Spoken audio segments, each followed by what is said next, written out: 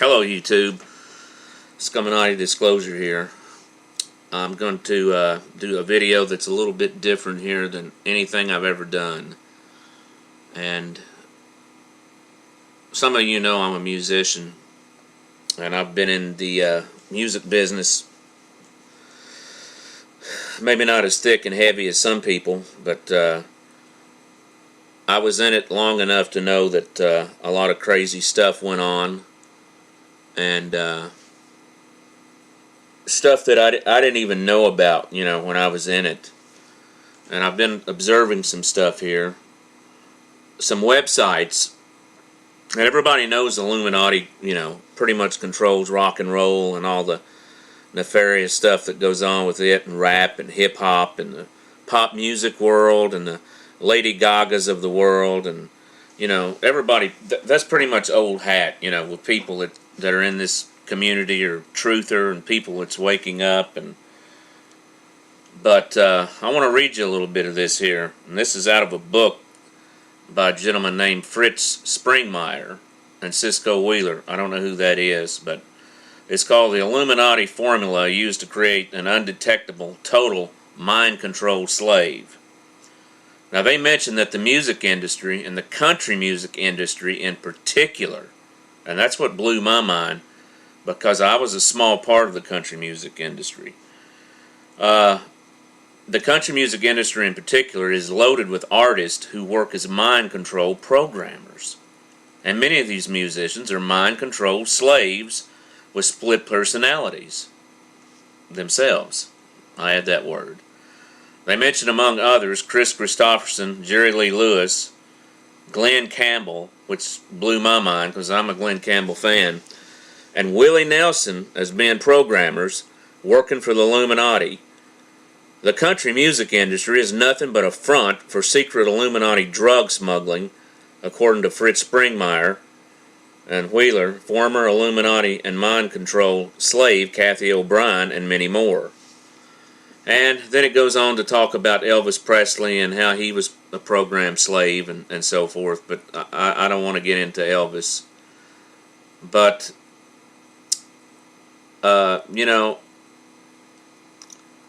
this is pretty amazing. Now you go over here, Keith Urban, who is a great guitar player, and another Illuminati mind-controlled country music singer from Oz. And I'm not knocking Keith Urban, and I'm not knocking any people. What my intention is to show the country music business and how backstabbing it is, because I know I was in it. I was in it myself, and I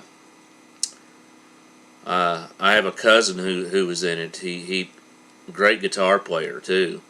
I mean, it's pretty amazing that the music business. It's all about, basically, you have to have talent to be in it. You have to have talent to make good music. You have to have talent to have a band. And then, just keeping a band and getting started, is a total nightmare in itself. But once you get there, or once you get in the good clubs like I was in, then it's just crazy. I started out in 1992, and before that I'd been in bluegrass music. And the bluegrass scene back in the 80s was pretty simple. You got good and tight. I mean, I had to play with people that were older than me because I was in my early 20s. I was a kid, basically.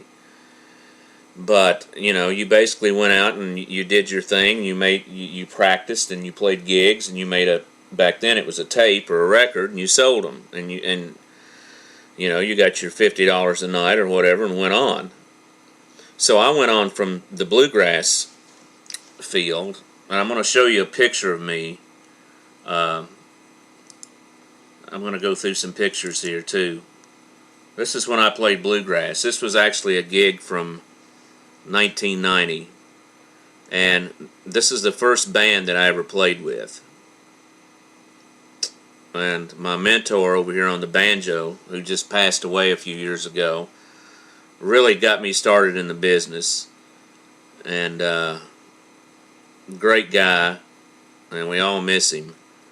But he taught me so much at an early age. And you can see here, I'm really young. I'm playing fiddle here, and I was the lead singer in this band. And I was always the young kid around all the older guys. Now it's like I'm the older guy around young kids. But this was from 1990. So I started from there, and I went into the country music industry. And this is 1992. And I don't know if a lot of you recognize this guy, but this is Eddie Montgomery of Montgomery Gentry. And I got to know Eddie and John Michael, and they became real. John Michael Montgomery, his brother, they got to become real good friends of mine. And they were trying to make it back then. And even then, it was, it was kind of very innocent. And I played acoustic guitar and backed him up in his band. And that's really how I really got started going in the music business. And here's a picture of us doing a song right here. You may not believe this, but I can remember the song. It was Travis Tritt's Anymore. But that's me playing guitar right there. That's Eddie Montgomery. I think that guy's name was Hede. He played keyboards. And Tim Williams over here, great bass player, great singer, he played bass. So that's kind of where I was coming from right there. And I'll go back and show you some more personal stuff. Now I've noticed that there's a website called musicilluminati.com. And I was looking up some stuff on Crosby, Stills, and Nash because I'm a big fan of them.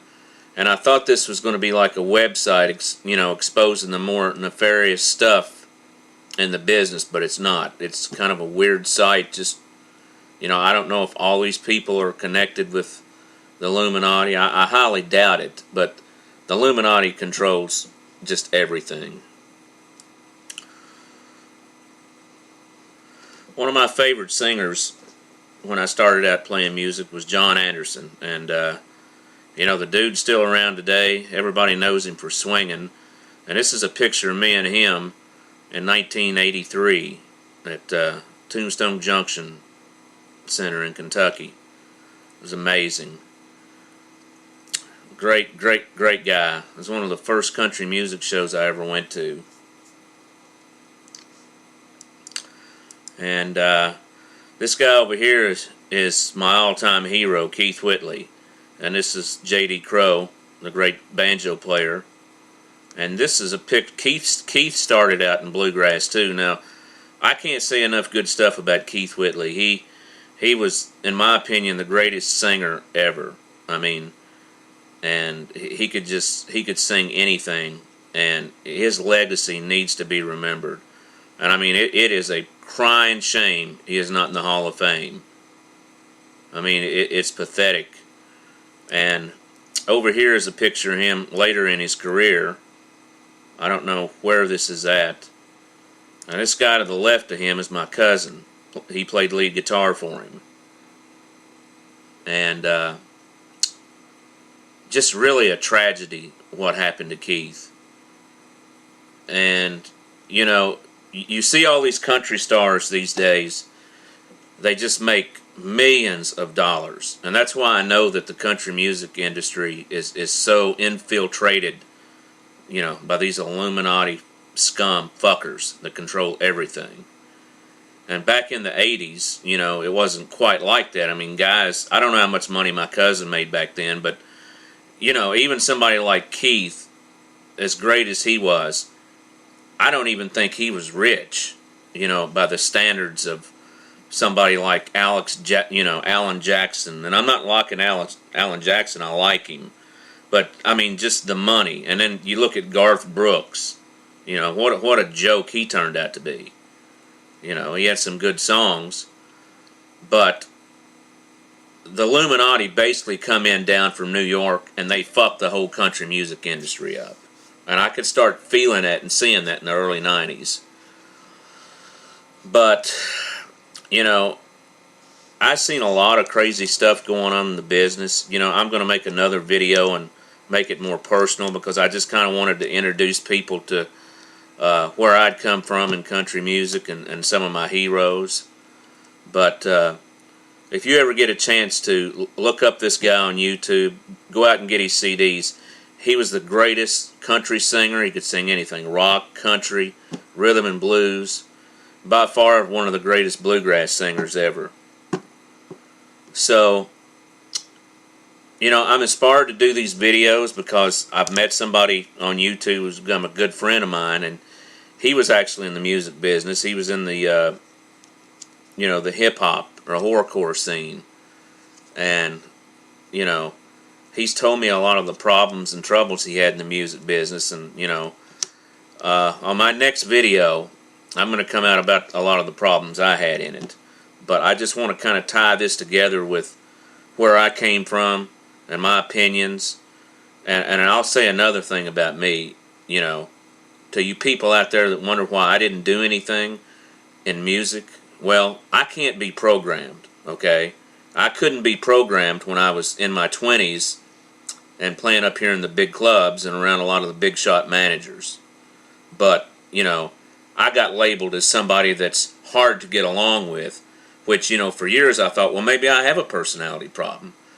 But I really didn't. I just found out it was their bullshit trying to program in my mind that, you know, I need to do things a certain way.